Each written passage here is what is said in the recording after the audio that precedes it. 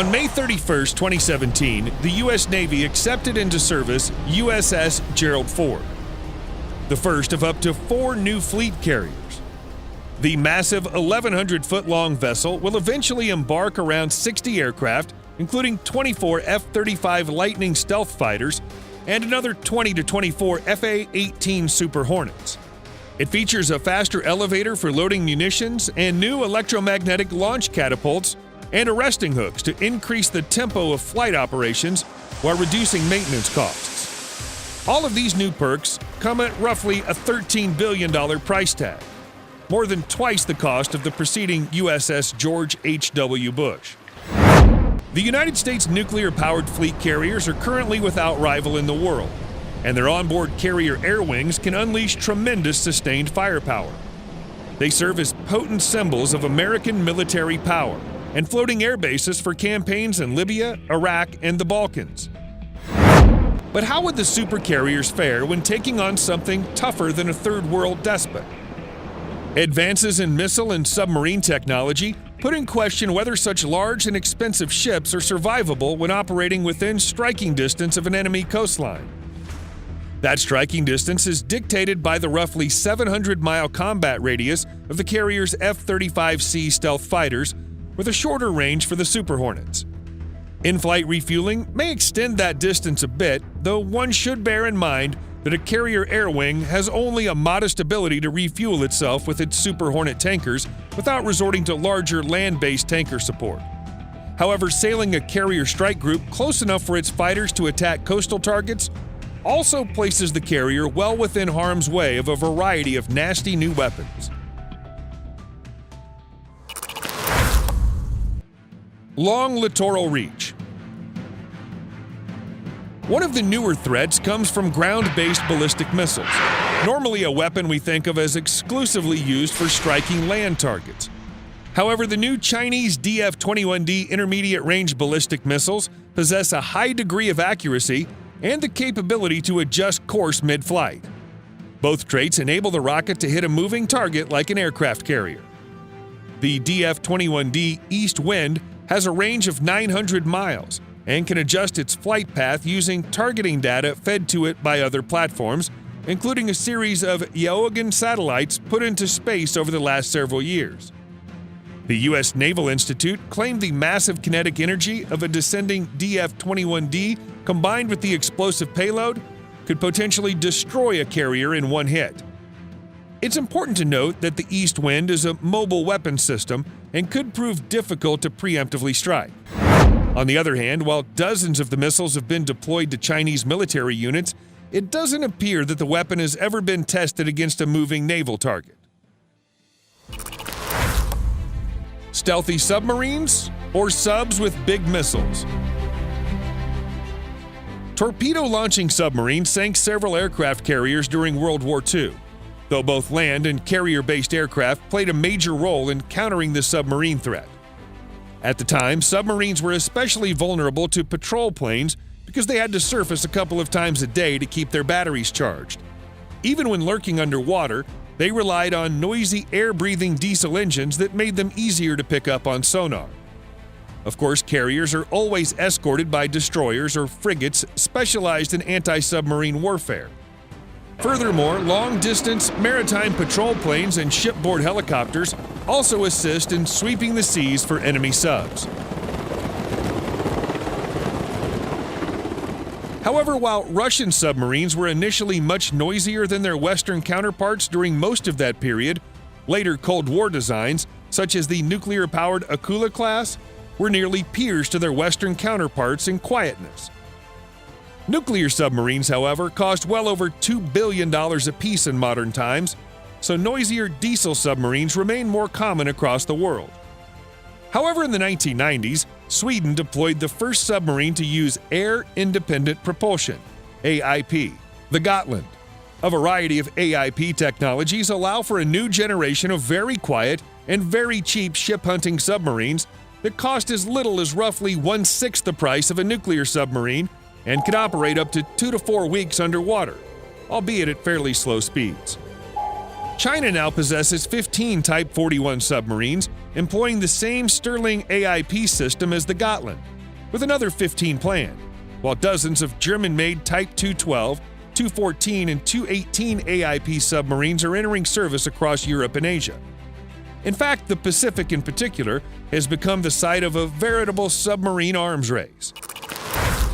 Both nuclear and AIP submarines, including the Gotland, have repeatedly succeeded in sinking aircraft carriers during NATO naval exercises. This is even more alarming considering how cheap the latter type of submarines are to build. In addition to being quiet, AIP submarines possess the range and endurance to hunt for carriers across regional waters, even if most aren't suitable for deep ocean operations. Another limitation is that they are significantly slower than the carriers they're hunting, especially while attempting to maximize battery life, forcing them to rely more on ambush tactics. Still, creeping up to within torpedo range of a carrier strike group is a risky business. Some submarines are designed to hunt their targets from afar. The Russian Oscar-class cruise missile submarine, for example, is not especially stealthy, but it does not have to get close to a carrier group's surface escorts thanks to the 400-mile range of its P-700 Granite missiles, which it can launch while underwater.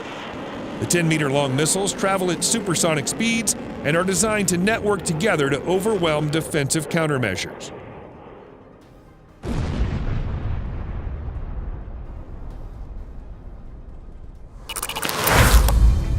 Cruise missile defense. This brings us into the realm of missile defense, a long-established threat that carrier strike groups have evolved to counter. While carriers carry short-range anti-aircraft missiles and Phalanx Sea Whiz guns for self-defense, their escorting Ticonderoga-class cruisers and Arleigh Burke-class destroyers are armed with a diverse array of medium and long-range air anti-aircraft missiles, designed to thin out incoming missile barrages from hundreds of miles away. These defenses are backed up by networked radars and coordinated by the sophisticated Aegis defense system. The challenge facing carrier strike groups today is that new anti-ship missiles are becoming faster, longer range, and more widespread, and can be deployed from platforms including long-distance patrol planes and bombers, small and stealthy fast attack boats, and even shipping containers concealed in a harbor. The greater range means new missiles can be more safely lobbed at the carrier without necessarily entering within range for easy retaliation. The greater speed means they're harder to shoot down, and the ability to deploy them from a variety of platforms means the missile launching units might prove difficult to detect and comprehensively eradicate preemptively. Take, for example, the Russian Caliber cruise missile, the Sizzler anti-ship variant of which can strike naval targets up to 400 miles away. The missile skims just above the sea, making it difficult to detect at a distance before leaping up to 3 times the speed of sound on the terminal approach, offering a challenging target for missile defense systems. If a carrier task force's defenses function properly, not something to take for granted when both the attacking and defensive systems have scant operational records, then they should be able to handle a few incoming missiles. However, an attacker would seek to saturate the defender's defenses by launching large volleys of missiles all at once, and it may only take a few getting through to wreak considerable havoc. This, however, brings us to the major critique common to all these carrier-killing tactics. They often require a high degree of coordination, operational planning, and networking.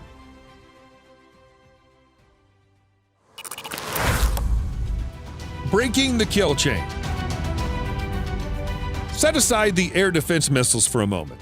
A carrier's first defense is that its 1,000-foot-long flight deck is still nothing more than a tiny pinprick measured against the millions of square miles that make up the ocean. A tiny moving pinprick. Not just locating, but also tracking a carrier across all that space relies on having a maritime observation apparatus coordinating long-distance patrol planes, submarines, over-the-horizon radars, and satellites, many of which are vulnerable in turn to a carrier strike group's aircraft and missiles. Once that apparatus identifies a carrier's position, the targeting data needs to make it back in a timely fashion to air, land, or naval units to put them in position for an attack. This sort of queuing is also very important in submarine operations. In many cases, a separate platform will have to network targeting data on the carrier as the launch platforms may be too far away to acquire them on their own radars. Of course, that targeting data may also be disrupted by electronic warfare and defensive countermeasures. Just as likely, the observers may lose track of the carrier task force position before elements can get into place to make the strike.